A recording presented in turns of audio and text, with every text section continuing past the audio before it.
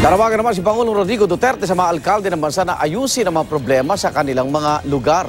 Sa kanyang talumpati sa League of Municipalities of the Philippines, sinabi ng Pangulo na dapat gamitin ng mga alkalde ang mga pulis para malutas ang ilang problema gaya ng droga at pag-atake ng mga rebelde.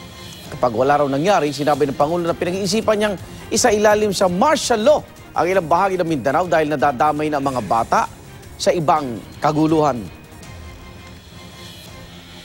So I was considering the Mindanao, not only Central Mindanao. Sana naman yung kagaya ng Marawi, pinaputok yung sa Marawi City, yung Granada pa yung mga bata yan eh.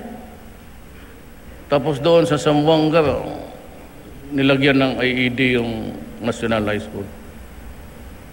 Okay lang ako kung sabi, I lose 10 soldiers, 20, 5 policemen.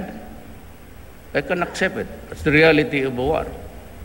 Pero kung sabihin mo yung mga bata, yung mga eskwelahan, I do not want a martial law administration.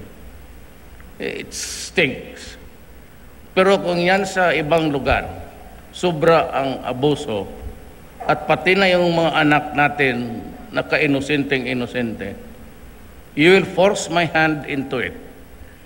And if I declare martial law, I will see to it that lahat ng problema sa Mindanao tatapusin ko.